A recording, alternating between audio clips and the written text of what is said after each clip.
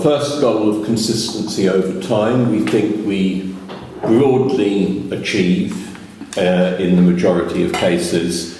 Complete comparability across countries is not always possible, but when we know that there's a problem with the data for a country, that it doesn't meet our definition, we try as far as possible to give footnotes about that, to explain the differences.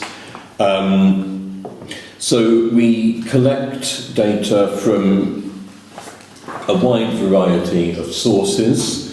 The most common is government budget and... Let me ask, it's okay? With the English and the translation, it's okay at the end, you know? There's something else, then we can stop.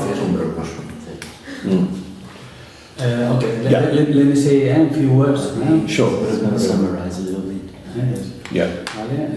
Bueno, sobretot està parlant de les dades que recolecten sobretot tenen del 98 fins ara, però també estan intentant fer alguna cosa per períodes anteriors, però que és molt difícil, perquè abans no recollien de la mateixa manera, no tenen accés per tots els països, però una de les coses més importants que intenta fer el SIPRI és tenir dades comparables entre tots els països, perquè el que busca és que hi hagi una manera de saber qui gasta més tenint les dades similars, i això segurament, ara ho explicaré per què, perquè cada país informa, reporta d'una manera diferent, i a més molts països no són transparents, gens ni mica. I això, que dades completes no sempre és possible tenir-ne. Ara anava a explicar les fonts. Ok. So I should say a little about our definition of military spending, which we try to follow as far as possible. It's quite broad. We aim to include all state financial resources for the military. We include military pensions. We include, in general, paramilitary forces where we see them as having a military role. And wherever possible, if there are sources of military spending outside the main defence budget, we will try to find information on that and add it to the total. Though, as I say, that's not always possible. So very often the figures you see from SIPRI will be higher than what's often reported in other media, which may just report the defence budget, whatever that includes or does not include. We're taking another look at our data for Spain, as Pere and de Las seem to have an even broader definition, so they have even higher figures than we produce. And we may want to take another look and see if we should maybe be increasing our figures for Spain based on our definition, but that is something we will look at later. So we get our information from a wide variety of sources. Nowadays, most governments make budget documents and expenditure reports available online, an increasing number do. Though in some cases this may be very detailed budget documents which give all the information we need. In other cases it may be just a single figure. So Saudi Arabia gives one number for defence and security, and there is no information on what does that include and what does that leave out. So we report that number, but we have no way of knowing what it covers. And we suspect, in the case of Saudi Arabia, as in many others in the Middle East and elsewhere, that they are using oil revenues to purchase arms, which never sees any part of the state budget, which is just direct from the oil reserves to purchase arms without going through the budget. We send out questionnaires to some countries, which we get a certain number reply, maybe 40 or so, 40, 50 every year, to give some information on military spending according to our definition and in a particular reporting form. We get secondary sources of data from sometimes the International Monetary Fund staff reports, which sometimes have information on military spending, their government finance yearbook, NATO's data on the military spending of member states is an important source for some NATO countries, as we have a similar definition to NATO, except that we include paramilitary forces, which NATO used to do but don't do any longer. Let me also ask again. Sure. Fem un resum molt ràpid. Sí. Pues bueno, està explicant que la definició de despesa militar del SIPRI inclouen, a més del Ministeri de Defensa, que és l'habitual, sobretot les pensions militars i les forces paramilitars de cada país, en el cas espanyol és la Guàrdia Civil. I que això s'extreu dels pressupostos de l'Estat, però que no tota la informació es pot trobar amb facilitat.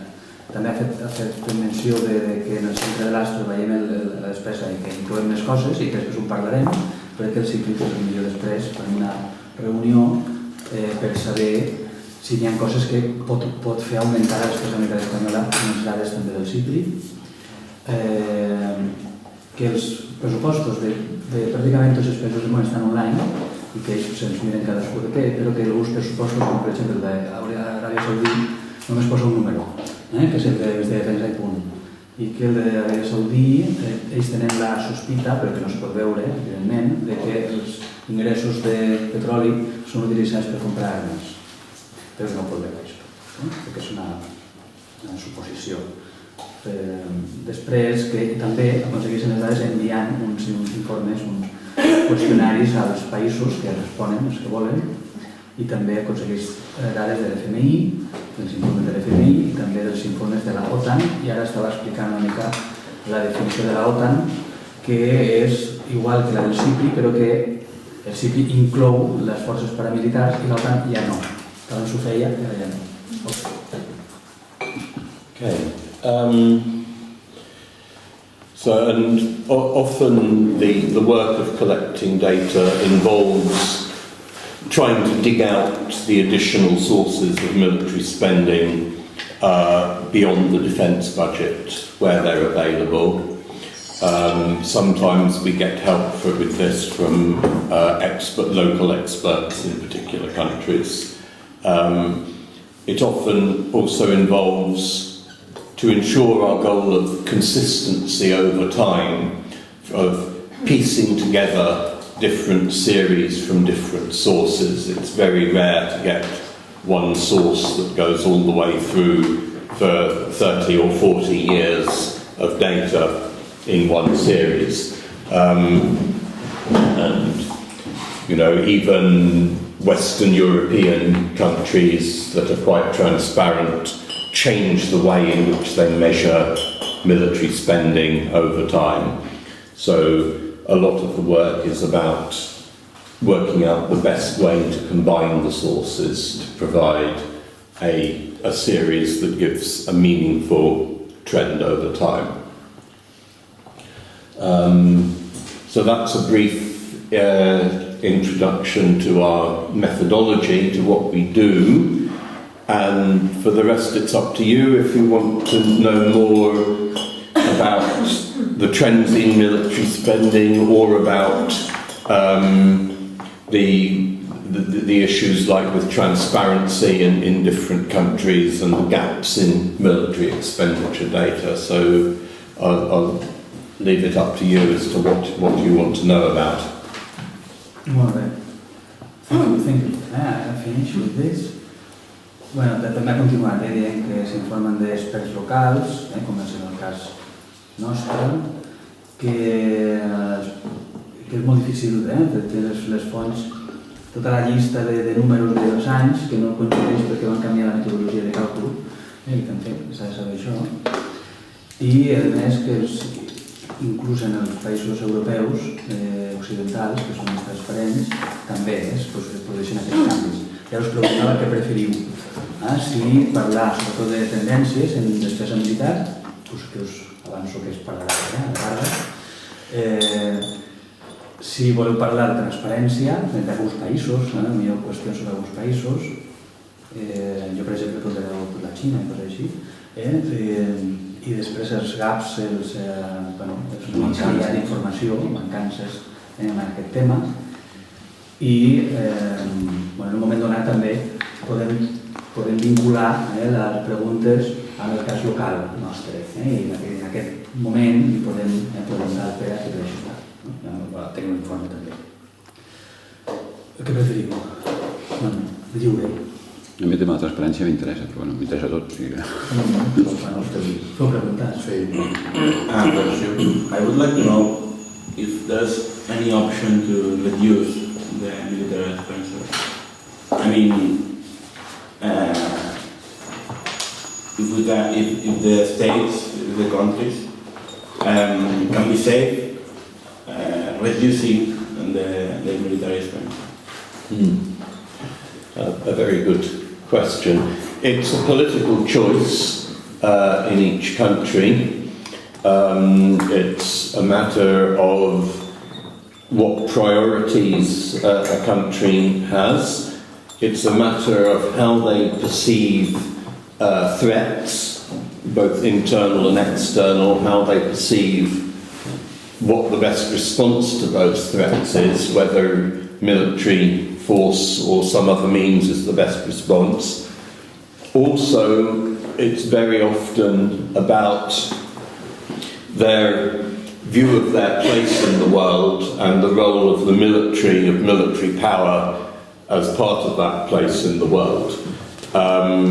So in particular for the big countries, the global and regional powers, the United States, China, Russia, Saudi Arabia, some of the bigger European countries like India and Brazil, they are major global powers or major regional powers, and they see most of them being a military power as an important part of that.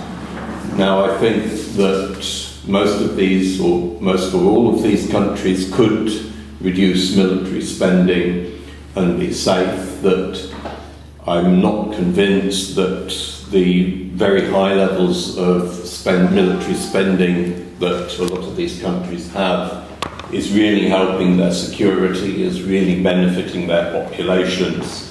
But the United States, I see no sign that it is willing to relinquish its role as the global dominant military power, that at the present both Democrats and Republicans see this as essential to America's security, to America's place in the world. China, as it grows to be the second most powerful nation in the world, again sees being a military power, being able to project power in its region as important, also being able to challenge American dominance. The fact that until recently the US has had complete military dominance in China's own region, in China's neighbourhood, is something that China sees as a threat, or a potential threat, a situation they want to get out of by building up their own military forces. So, you know, one country's decisions can be very much dependent, approach to things can be very much dependent on others. And at the moment, although economic factors may sometimes limit military spending, it's certainly doing so in Europe. I see little interest amongst major powers in disarmament, in reducing military spending, in moving away from military power as a key element of their global role. I think it would be very desirable if they were to move in that direction, but I see no prospect of it in the current situation. The one thing that does often have an effect in reducing military spending is economic problems. Okay. Hace un resumen, si quieres, ¿no? Depèn. Si voleu? Sempre va bé, sempre va bé, sí. Vale. Per reconfirmar. Sí. Bueno, la pregunta era per què no redueix? Sí, m'ha seguit, I bueno, diu que això, que és una decisió política, que tot depèn de com cada país veu les amenaces que té i com vol respondre a elles, si la resposta és militar o no, i sobre també el rol d'alguns països que agafen per a ser potències, grans potències, un dels elements que consideren és la despesa militar. I que com Xina, Rússia, Saudí, Índia o Brasil són els exemples que m'he dit, que per ser grans potències regionals un element important en la seva manera de ser-ho és la despesa militar. I després també ha dit que per ell no pensa que la despesa militar estigui donant més seguretat als països, ni que, però bueno, per ser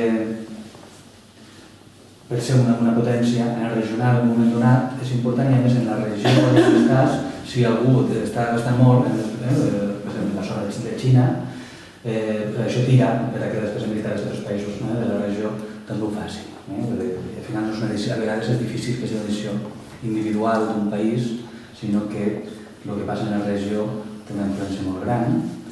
I després, addicionalment, que ell veu que hi ha un interès molt baix per part dels grans poders pel desarmament i per reduir la despesa militar, encara que pensa que seria molt desitjable, no veu avanços en aquest sentit. Jo volia fer una coseta. No sé si després li pots fer alguna traducció. A veure, jo ho dic pels mitjans que es pot ser interessant aquesta petita reflexió inicial. A veure, darrerament, en el darrer decenni, podríem parlar que hi ha dues etapes clares en la despesa militar mundial. Si m'apureu, des del final de la Segona Guerra Mundial hi ha 4. Però ja diguem, des d'acabat la caiguda del mur, la desaparició del bloc soviètic, que comença una etapa inicial de desarmament clar, des de la caiguda del mur hi ha dues etapes.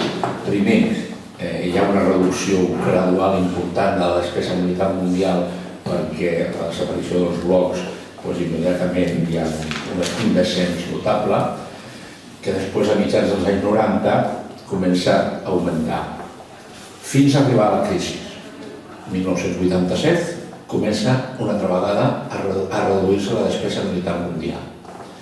I en aquest moment estem en un moment d'incertesa, perquè s'està començant a sortir de la crisi i a més apareixen nous paradigmes, diguem així, nous conflictes en les relacions internacionals que fan que mentre jo, igual que el SIPRI, pensàvem que la despesa militar mundial era ja inevitable, un retrocés cada vegada més accelerat, doncs ara, amb les tensions entre Estats Units, OTAN, amb Rússia, sobretot a dintre d'Europa, i després per les guerres darreres, sobretot el conflicte de Síria, ha accelerat una altra vegada, sembla que pot augmentar la despesa militar.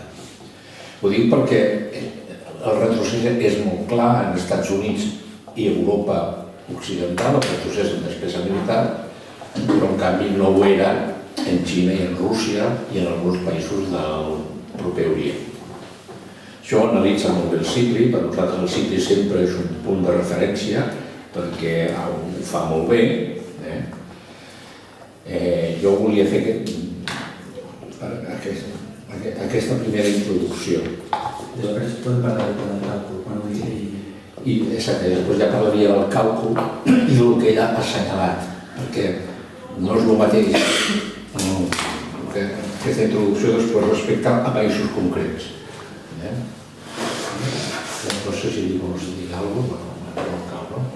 Bueno, he was just saying some of the trends he analyzed for military expenditure in global and why we are in a situation of that we don't know exactly what is going to happen from this point of view, because we thought that was going down and now it seems that we don't know. So, okay, we can continue with more questions. More questions? But about these trends, in which, well, I mean, he said that now they are decreasing. It's only for China and Russia. It's going up.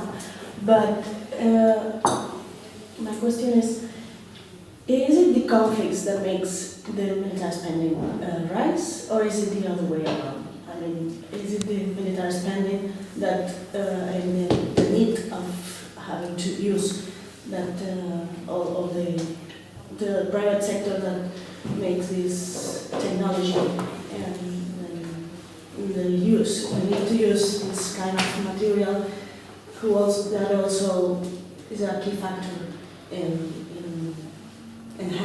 potential creating conflicts in the world. I think military spending is driven both by security factors such as conflict and, as I say, countries' view of their role in the world, also internal politics.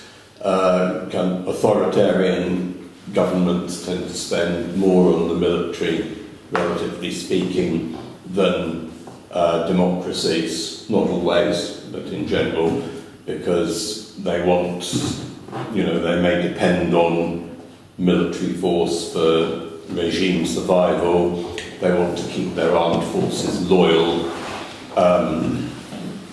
but also economic factors. For example, if a country has an army and if it is growing economically very rapidly, like China, it will need to pay its soldiers more.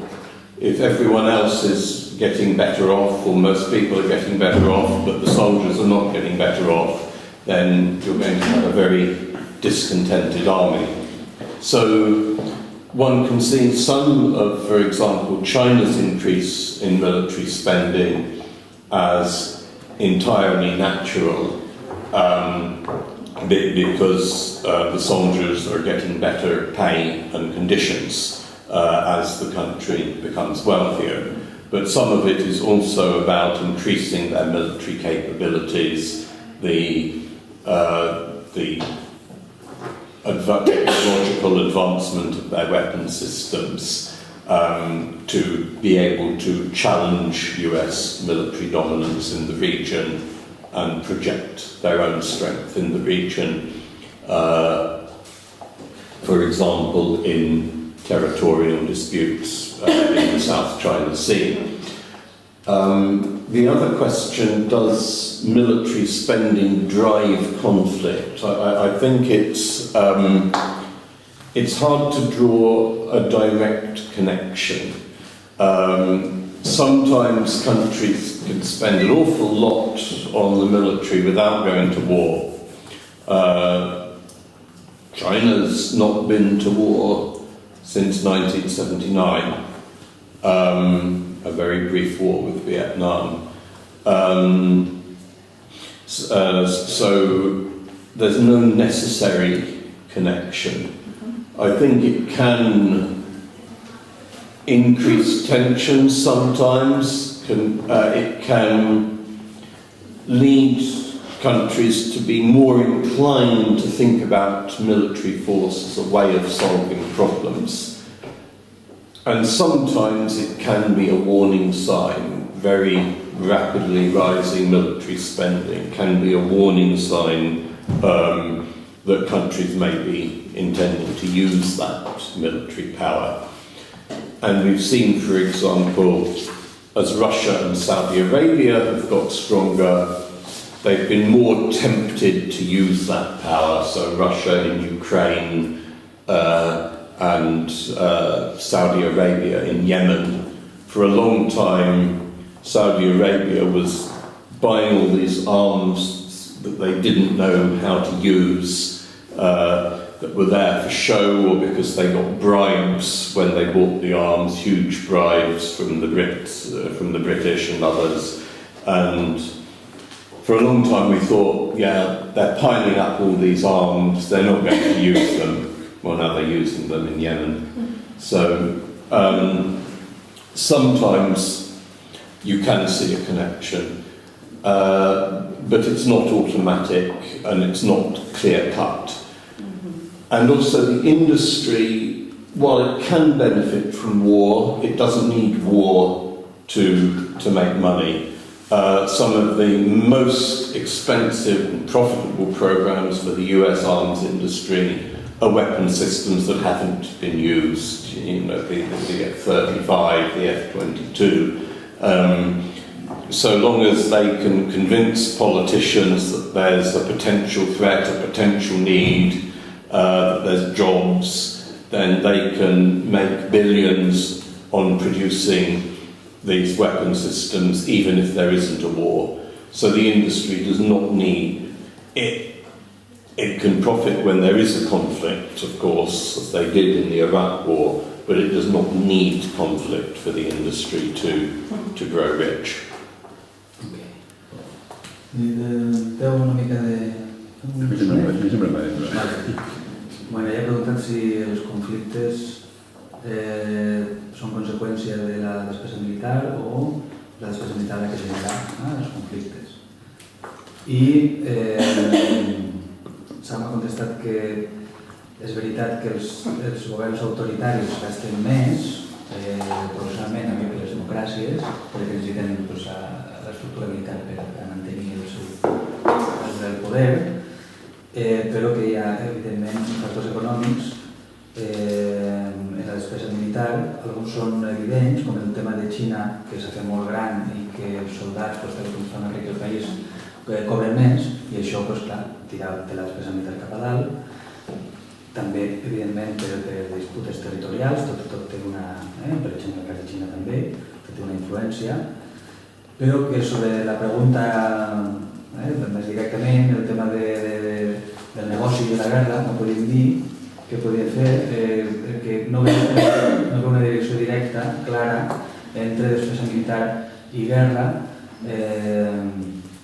Per exemple, Xina, des de fa molts anys, fa 40 anys, o més, el 79, que no està en guerra i la despesa militar ha augmentat moltíssim en aquesta època, però també és veritat que el president, que la despesa militar pot augmentar les tensions entre els països, que pot sentir els governants estar més a prop de pensar que una resposta militar és factible si la tenen ben preparada, amb armes i amb un exèrcit molt ben preparat. Per exemple, ha dit el cas de Rússia amb Ucrània o el cas d'Aràbia Saudí amb el Iemen, que aquí sí que identifica que podia vindre des d'aquí, de tenir l'aparell ben muntat que abans no tenien, i ara això s'ha tirat a la guerra. I que la indústria, també ha dit d'una manera molt clara, que la indústria sí que es beneficia de la guerra, però que la indústria no necessita la guerra per a tindre beneficis. Sobretot la indústria militar ha fet molts beneficis i està fent amb sistemes d'armes que no s'utilitzen mai en la guerra. Volia añadir una cosa. Això és un debat que hi ha molt fort dintre tant pel sector economista i en les relacions internacionals. Si la despesa militar és causa directa de conflictes o no. Això és un debat, no està tancat. I jo crec que té bastanta raó. Però si no es pot observar una causa directa entre despesa militar i conflicte, sí que hi ha causes indirectes que són clares. Per exemple, ja he posat un exemple de Xina, només per posar aquest. Però, a veure, darrere de la despesa militar, què hi ha? Vull dir, rearmament del propi estat, sobretot i ajudes i inversions en la indústria militar. I aquesta indústria militar, perquè sigui competitiva, l'ajuda a exportar. En el cas de Xina, de no ser un gran exportador d'armes, en els darrers 10 anys s'ha convertit ja en tercer i quart exportador d'armes mundial. I en canvi els seus aliats són aquells països als quals els ven armes, són països, molts d'ells, molt conflictius o que tenen conflictes. On és el principal lloc on aflueixen les armes del món? El proper Orient i el sud-est asiàtic. Regions molt conflictives on hi ha tensions i hi ha guerra. Per tant, hi ha una causa clara i indirecta, perquè els estats ajuden a la seva indústria, aquestes indústries exporten i per tant, darrere de la despesa militar hi ha tensions i conflictes armats. Clar, però poden igualment tenir una indústria armamentística forta i ells no... O si no, no l'utilitzen, però aniran amb un altre que ja l'utilitzarem. Sí, però a Espanya podem explicar molt clarament. En el cas d'Espanya, un terç de la producció militar d'Espanya va cap a exportacions a l'exterior. D'aquest terç, d'aquestes exportacions cap a l'exterior, un terç va a països en vies de desenvolupament del total. I entre un 15 i un 20% va al proper Orient. Principals compradors, Turquia, d'aquell sector, Turquia, Egipte, Aràbia Saudí, Qatar. Per tant, què vol dir? Que les nostres... I si aquestes indústries militars que exporten en aquest sector tenen ajudes de l'Estat, per tant, de la despesa militar de l'Estat espanyol, d'alguna manera estem afavorint tensions i conflictes en aquesta zona. I les ajudes són a través de comprar armes a aquestes empreses. No són subvencions? No, són ajudes directes. Subvencions a les empreses, unes perquè són estatals. Espanya té 3 empreses públiques. Les 3 més importants d'Espanya són públiques? Sí, controlo. Navantia, 100% pública. I fa... Bucs de guerra, o més. EATS Casa, que ara es diu Airbus Militari. Airbus Militari en Espanya és estatal. Només té el 5% de les accions, perquè és un consorci europeu, però per Espanya és estatal. I la tercera, Indra, 20% de l'Estat. Indra és 20% de l'Estat? És el principal accionista. Ah, sí? No ho sabia. Sí, los videos no. Sam, I was adding something. He said that there's a debate, in fact, about what you said, there's a debate, and he was also adding that military expenditure in a country, the end, countries with public money and public budgets, they are helping the military industry in the country, and this military industry is exporting arms everywhere, and this is all the way to have an impact also in conflicts.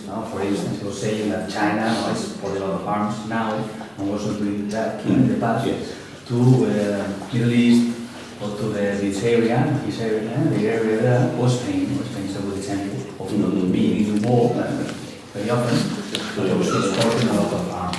There's an inverse way to... Yeah, absolutely. To promote into that conflict. Absolutely, yeah. Okay. And, so we have another question. Jo li toco, que fas millor l'anglès, no? Hi ha una pregunta molt, vaja, bàsica, reduir la despesa militar per un món segur. Com es convenç a la gent que reduir la despesa militar per aconseguir un món segur? I tu que faràs millor l'anglès. And he's asking the question, the main question of the conference in the end. How can we convince people, the people of the general terms, to reduce military expenditure to get a more secure and safe world? How can we feel safer even reducing the investment in the military industry? That's a big question.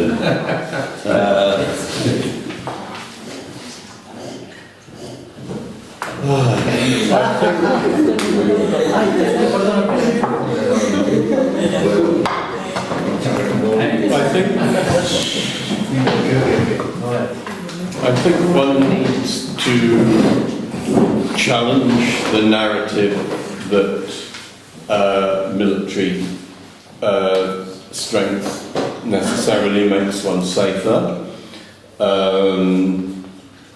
Question the scenarios whereby military force may be seen as useful, whether it really meets the threats that do face us, such as climate change, which it clearly doesn't. But I think also to get disarmament, to get reductions in military spending, it needs to be coordinated between countries.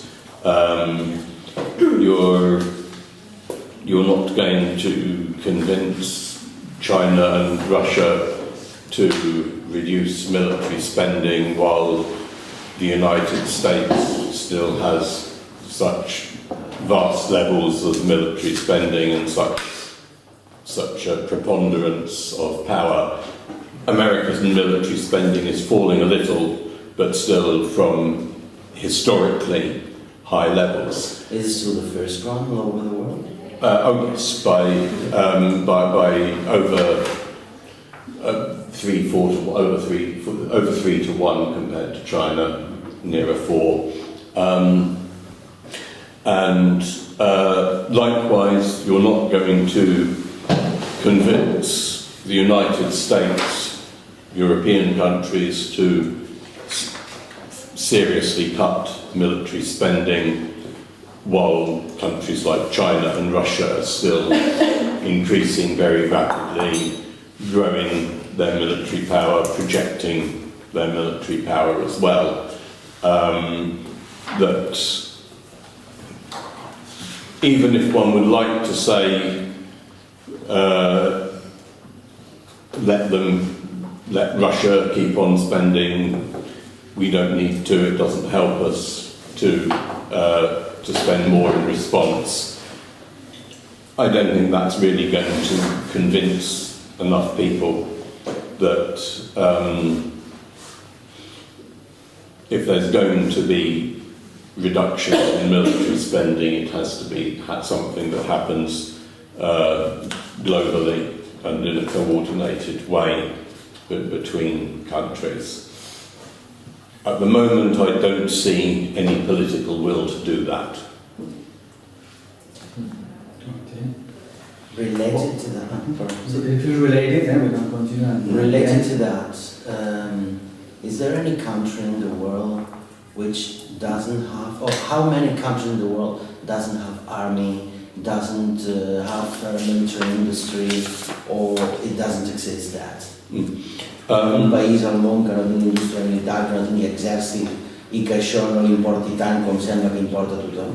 There's quite a lot of countries that don't have armed forces. The most significant ones are Costa Rica, Haiti and Panama. In the latter two cases, you can see it in some sense as choices that were almost sort of imposed on them as a result of external intervention. Costa Rica, it was a very deliberate choice in 1948. The other countries that don't have armed forces are, very tiny, small island states, or countries like Liechtenstein. So very few major countries, or even medium-sized countries. Costa Rica is a very rare case in that sense. Iceland is another one of a not completely tiny country that doesn't have armed forces, although it is in NATO.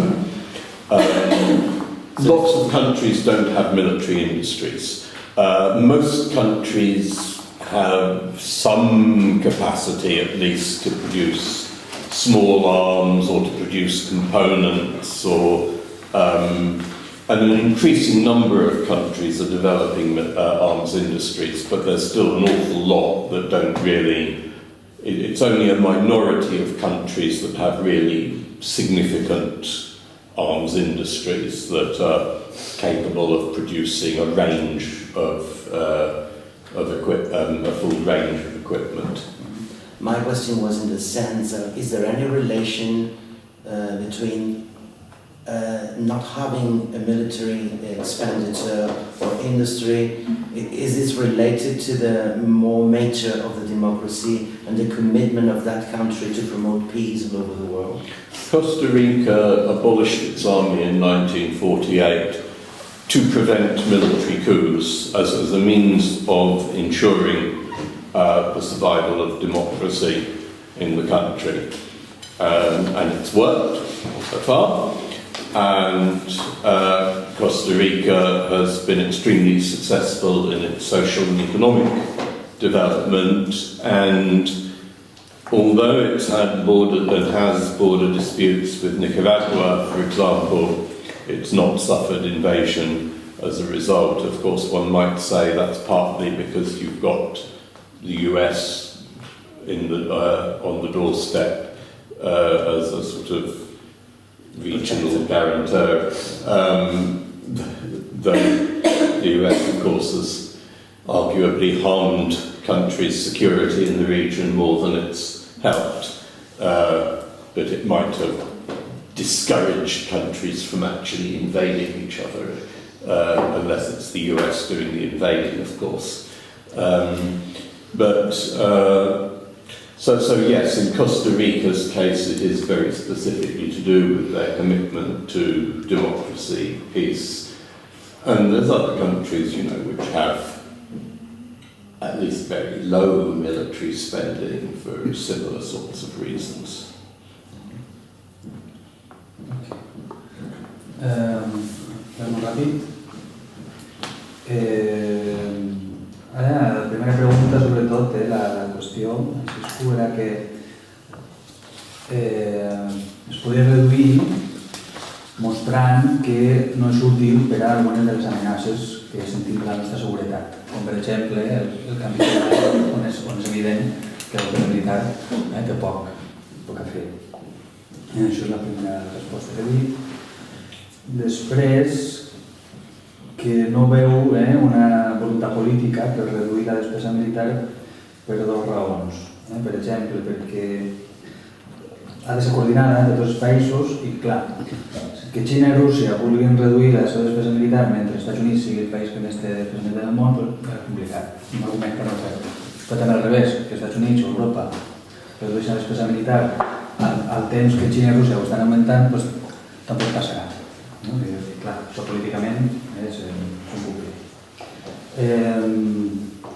I després, sobre la qüestió d'alternatives, s'ha centrat molt en el tema de Costa Rica i també altres països que no tenen un exèrcit o no tenen una indústria militar, que també n'hi ha molt pocs països finalment que tenen una indústria militar potent, que poden fabricar moltes armes, poden fer components, però molts pocs països del món poden fer tot el que fan les grans potències, i que el cas de Costa Rica és un bon exemple per explicar una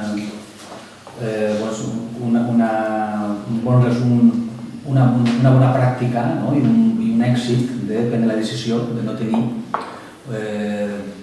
estructura militar com a tal, és veritat que hi ha altres coses, però no com a tal, i s'han estalviat molts diners, molt de temps, i que això econòmicament i socialment ha sigut un èxit per al país aquell, encara que té disputes territorials, fins i tot amb Nicaragua, i que això es va prendre la decisió en el seu moment per a...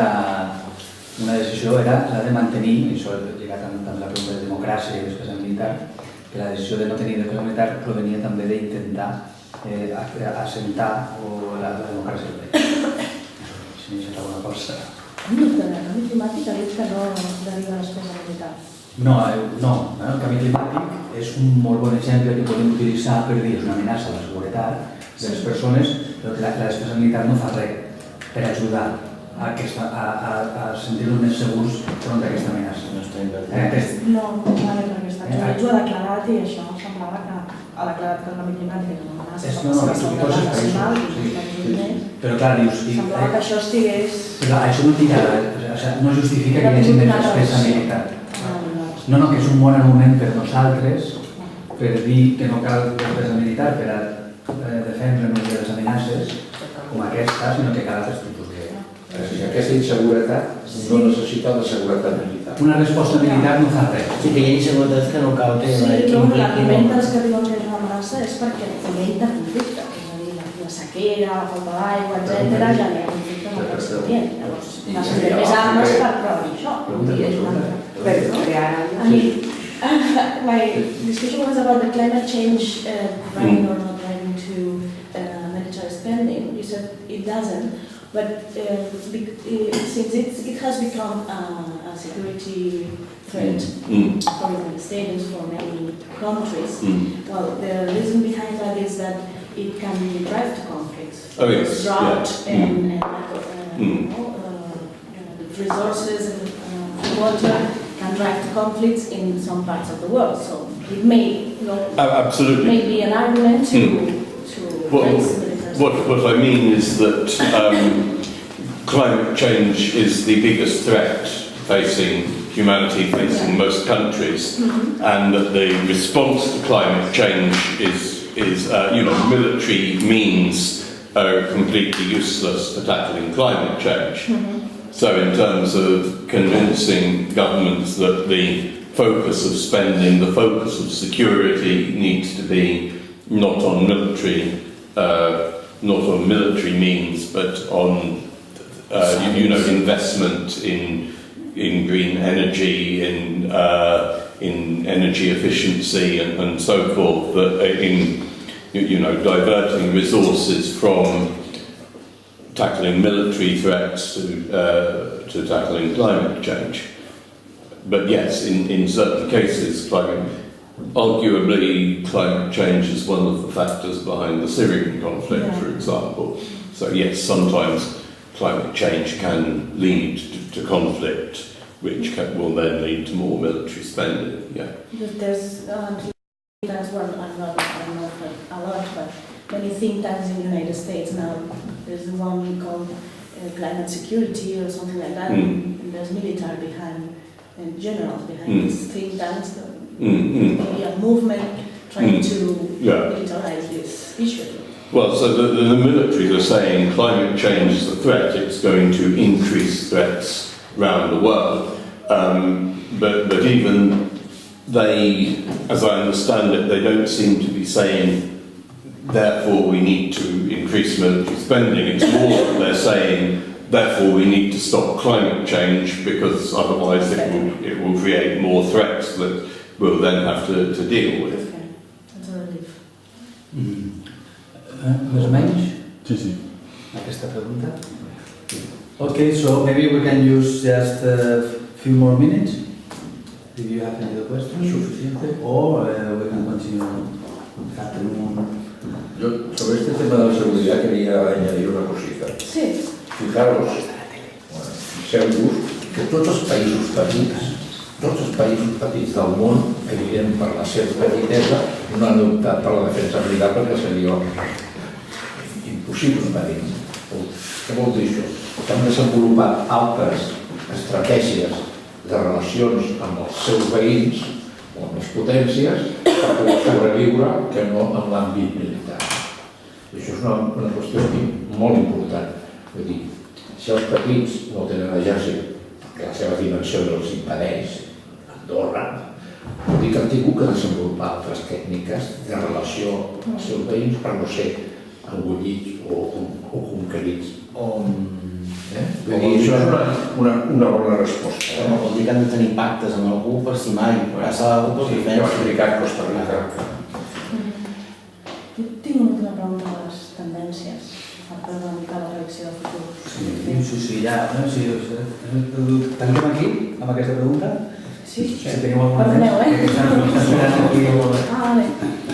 I have just a last question. Your last report, I guess, from the SIPRI said that 2014 was the most violent year since the beginning of this century, in these 14 years, of course.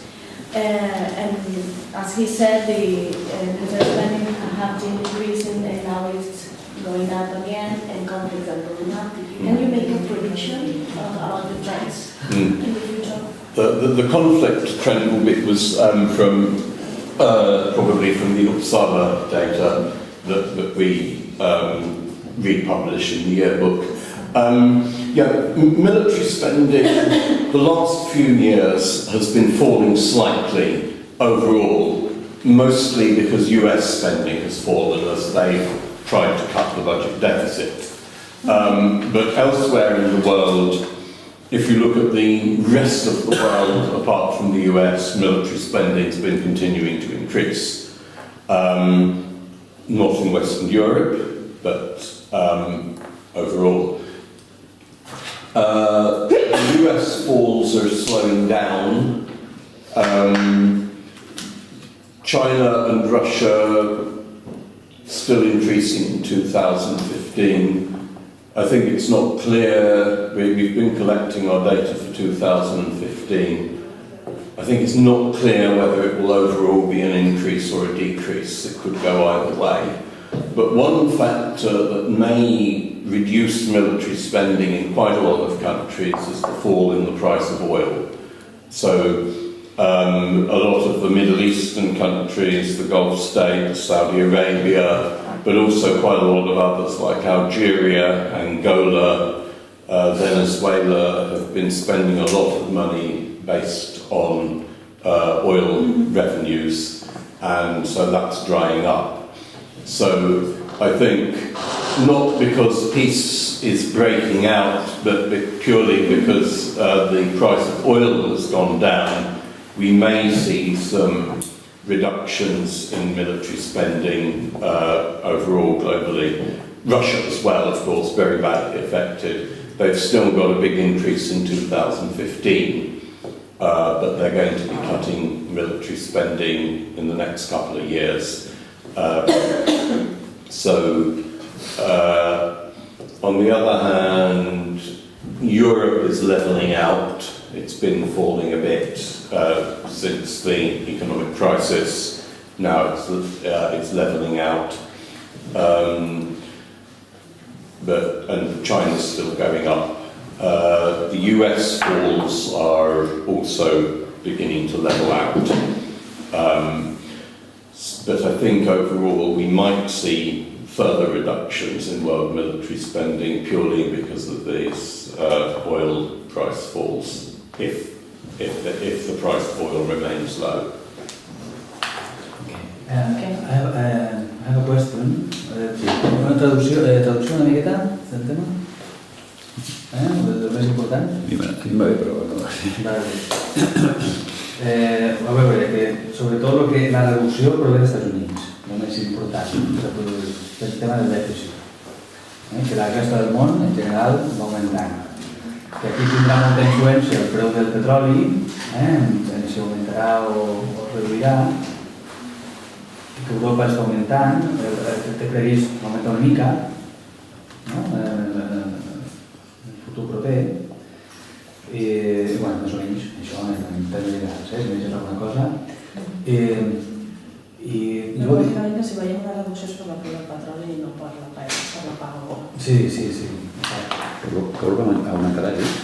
Europa augmentarà o baixarà? Europa està ara augmentant, després de la crisi està tornant, sembla que augmenta una mica. Jo volia fer una pregunta respecte a això, perquè és una qüestió que és important que tingueu en compte, que és el tema de la transparència. I want to ask you a question also for them to understand, because we try to explain it all the time. It's about transparency. Yes. At least to have a few words about that, because here what we see is that the Spanish budget, the Spanish military budget is very low. What the government says. The SIPRI also data from Spain is very low, and our data is that it's almost 2% of the GDP. And 1.6, yeah.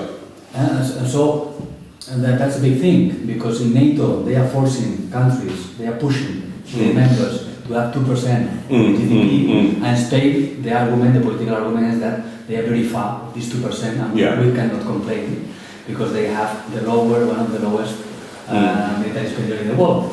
And we see that it's not true. So they are hiding space is the worst example in the world. That's one of the questions. It's a special case, Spain, that the official military expenditure is 1/3 of the real military expenditure or maybe half, or in all the countries we can say more or less the same. And this hiding of data, it's very common. It partly depends on your definition of military spending. So some definitions include pensions, SIPRI does, your figures do, NATO include military pensions, others don't, for example the IMF don't. Centre de l'Ast includes interest on debt, no other definition, no international comparison of military spending includes interest on debt. So, you know, you can say that Spanish military spending is higher because of that, but then you should say that everyone's military spending is higher because of that. So that's a particular thing. Then, does one include the Guardia Civil, that's as a paramilitary force? SIPRI follows the old NATO definition there. So NATO used to include the French gendarmerie, the Italian carabinieri. They don't anymore, SIPRI does, but NATO never included the Guardia Civil. I don't know why, but SIPRI's followed the old NATO reporting there. So I think I need to have a chat with Perre about the Guardia Civil and what is the nature of it and why it may be that NATO never included it, even though they included, for example, the French gendarmerie, the Portuguese Guardia Nacional Republicana, but not the Guardia Civil. So that's an interesting question. But even when we take out things like the debt and the Guardia Civil, still, it seems that the NATO figures are too low compared to what you're listing as the different sources of military spending in other ministries. NATO are not very transparent. They give a figure that includes more than purely the defence budget, but they don't say where this comes from. So that there's no detail about what they include, and they won't tell you what they include, what they don't. In fact, NATO's figures are a negotiation process. It's part of NATO's planning process. So they say to each country, you know, what forces are you offering to the alliance, including what spending? So while countries often want to claim to other people that their military spending is low, especially to the public to say it needs to be higher, when they report to NATO they want to claim it's high because they want to get as near to the 2% as they can. So I don't understand why Spain are not including everything they could include when they report to NATO. Or are NATO saying, no, we're not going to let you count that? So, you know, maybe Spain wants to include this organismos autónomos del Ministerio de Defensa, and NATO are saying, no way, you don't get to count that as part of your contribution. So I don't know. But I think that me and Perre need to have a detailed chat about this so we can understand more.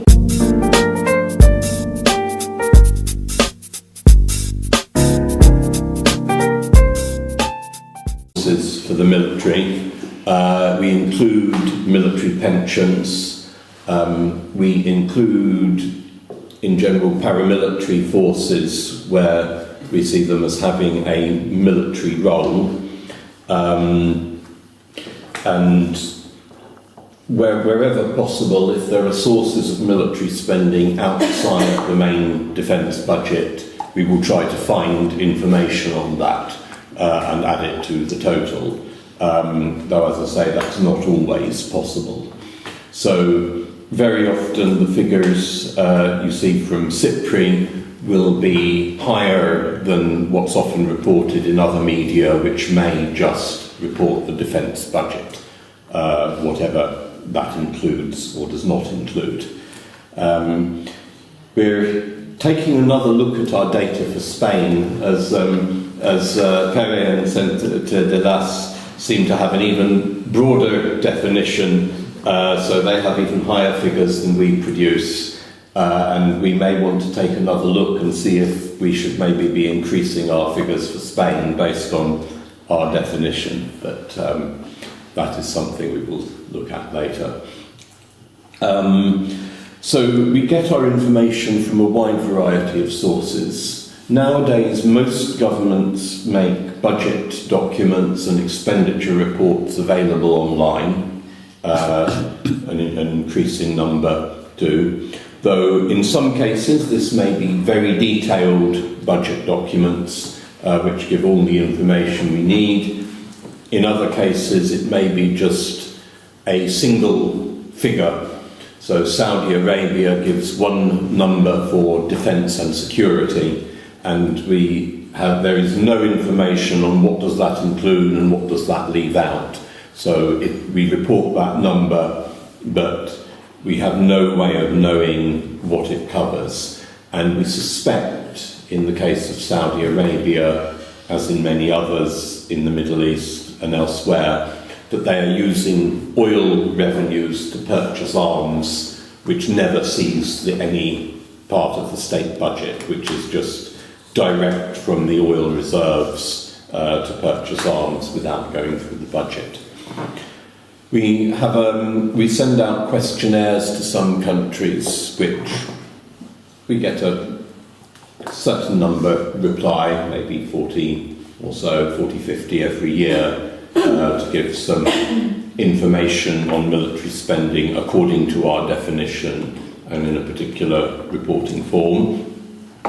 We get secondary sources of data from sometimes the International Monetary Fund staff reports, which sometimes have information on military spending, their government finance yearbook, NATO's data on the military spending of member states is an important source for some NATO countries, as we have a similar definition to NATO, except that we include paramilitary forces, which NATO used to do but don't do any longer. Let me also ask again. Fem un resum molt ràpid? Sí. Pues bueno, està explicant que la definició de despesa militar del SIPRI inclouen, a més del Ministeri de Defensa, que és l'habitual, sobretot les pensions militars i les forces paramilitars de cada país, en el cas espanyol és la Guàrdia Civil. I que això s'extreu dels pressupostos de l'Estat, però que no tota la informació es pot trobar amb facilitat. També ha fet menció que en el centre de l'Astro veiem la despesa i que incloem més coses i que després ho parlarem, però que el SIPRI és millor després per una reunió per saber si hi ha coses que pot fer augmentar la despesa militar espanyola amb les dades també del SIPRI, que els pressupostos de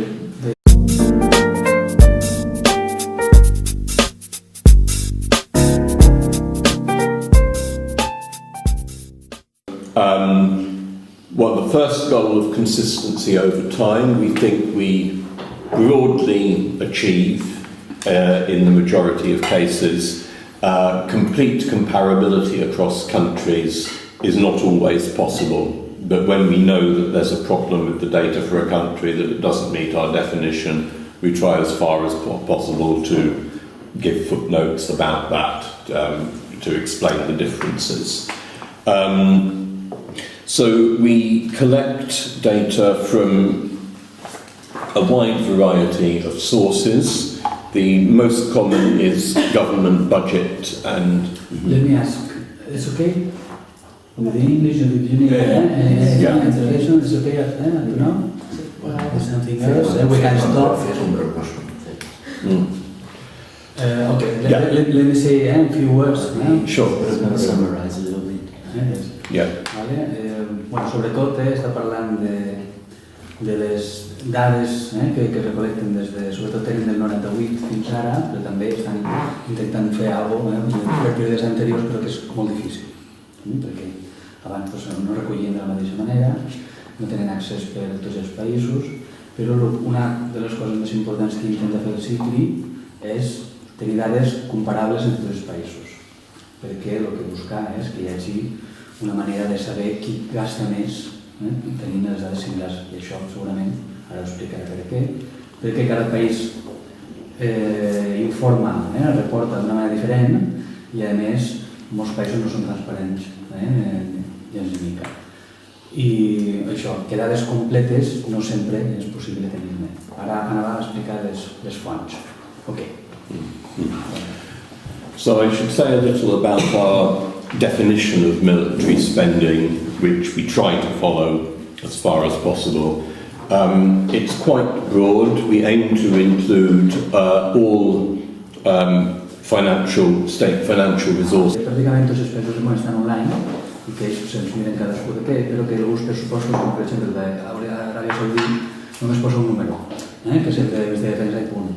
I que el d'Aràbia Saudí, ells tenen la sospita, però que no es pot veure, evidentment, de que els ingressos de petroli són utilitzats per comprar armes.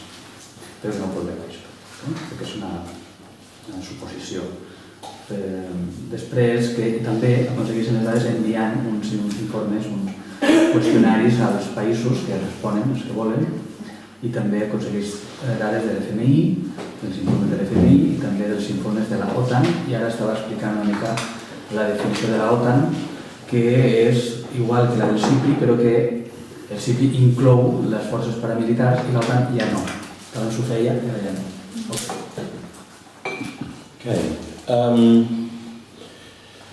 And often the work of collecting data involves trying to dig out the additional sources of military spending beyond the defence budget where they're available.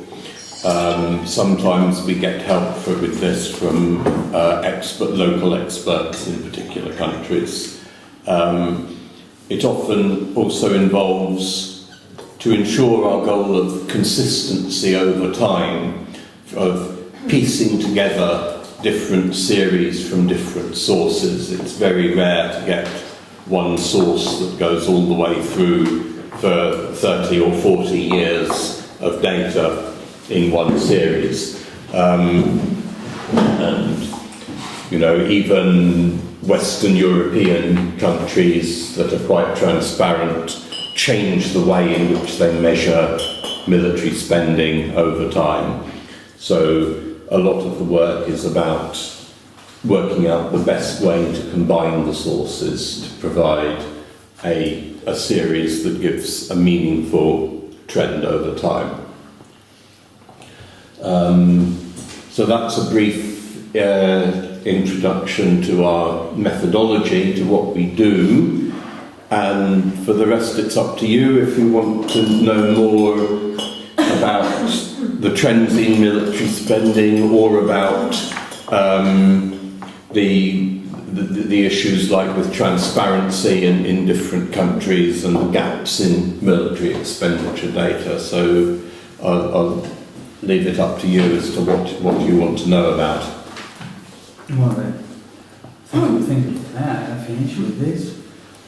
Bueno, també ha continuat dient que s'informen d'experts locals, com és en el cas nostre, que és molt difícil tenir les fonts, tota la llista de números de 2 anys que no coincideix perquè van canviar la metodologia de càlcul, i també s'ha de saber això. I a més que inclús en els països europeus occidentals, que són més transparents, també es produeixen aquests canvis. Ja us preguntava què preferiu, si parlar sobretot de tendències en despesa militar, que us avanço que es parlarà, si voleu parlar de transparència d'alguns països, millor qüestions sobre alguns països, jo per exemple parlaré de la Xina i coses així, i després els gaps, els mitjans d'informació, mancances en aquest tema, I en un moment donat també podem vincular les preguntes amb el cas local nostre, i en aquest moment hi podem dar per a fer això. Tenim un informe també. Què preferiu? Reduir. A mi el tema de la transparència m'interessa, però bueno, m'interessa tot. Feu preguntes. I would like to know if there's any option to reduce the military expenses. I mean, if the states, if the countries can be saved reducing the military expenses. A very good question. It's a political choice in each country.